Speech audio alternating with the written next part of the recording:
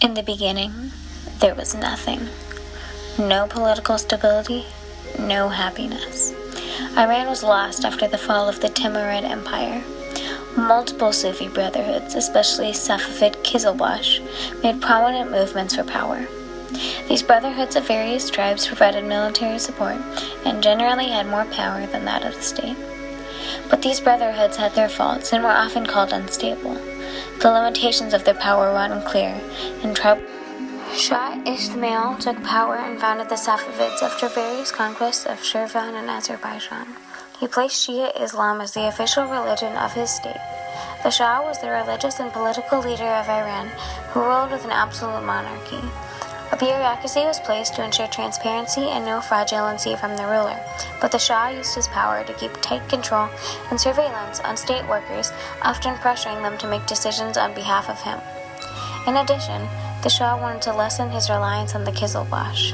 He did so by replacing many state and government officials with people from Georgia or Persia, also by creating a new army of golems, slave soldiers, rather than the troops of the Kizilbash. The social hierarchy in the Safavid Empire was structured with the Shah and other royalty at the top, followed by nobles and administration. After that would be the wealthy merchants and the religious leaders, then the regular men and women. At the bottom was peasants. Women were often treated lesser than men in society. Earlier in Iran, women were able to be patrons of art, architecture, and religion, as well as divorce. They later lost most of these rights.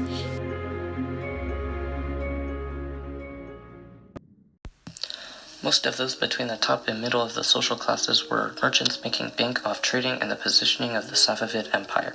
In order for goods to move over land from east to west or vice versa, the goods would have had to pass through modern-day Iran until reaching their final destination. Precious metals flying from the west and consumer goods from the east were given to the handling of Iranian middlemen. The Safavid Empire also had silk made near the Caspian Sea as their chief export. This prized commodity gave the Safavids a sizable chunk of gold and bullion from Russia, the Mediterranean, and the Ottoman Empire. Unfortunately, most of the gold and bullion gained off silk went to the Mughal Empire. As a growing trade deficit by emphasizing transit trade too much and having only silk as a reliable export for profit, the Safavids were growing increasingly dependent on imports from the Mughal Empire. Imported Indian commodities had to be sold off to the west to further out the trade deficit. So, while profits from silk and their location were high, the lack of exports and reliance on the Mughal Empire ultimately harmed the Safavids' goal. Even with this debt, the Safavid Empire was able to distinguish itself as a patron of arts, creating royal workshops and having carpets, textiles, paintings, and metalwork perfected. Also, because of the central position in Eurasia, the Safavids were bound to make enemies. Gaining land would mean more dominance in terms of trading off goods and an increased industry, especially lost land from the Turks, which would eventually be returned in 1603. Much of the land gained from expanding was either from the Uzbeks or the Ottomans, and taking over more land would repel these threats further away, diminishing their threat on the empire by securing the capital. Religion also played a role, as the Ottomans were Sunni Muslim, but despite the Safavids' Shia Muslim beliefs. Stuck between their two rivals, the Safavids had lost all hope, but they wouldn't give up just yet.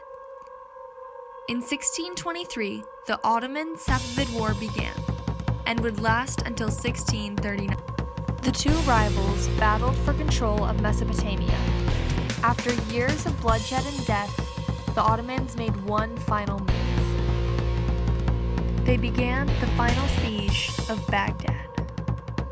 The two rivals were locked in battle, but eventually the Ottomans won. Both empires signed the Treaty of Zuhal, sealing Ottoman victory. After this loss in 1649, the Mughal-Safavid War began. The Mughals had left their territory open. The Safavid army marched on their capital, Kandahar, and took it. The war ended in 1653 with a Safavid victory. In the year 1722, Shah Suleiman and Shah Hussein ruled the empire unsuccessfully. Eventually, a group called Ulama rose. They opposed Shah's rule and believed God was angered because they did not replace the Prophet Muhammad. With newfound governmental instability, the taxes rose on the middle class, trade suffered, and agriculture declined. The declining Safavid Empire was left open to Afghan invaders, who marched on their capital, Isfahan. The Afghan invaders succeeded in taking down their capital, and the empire with it. And with that, the Safavid Empire was gone. Even though this Persian empire is gone, its legacy has lasted even today. It turned Iran into a center for philosophy, architecture, art, and poetry.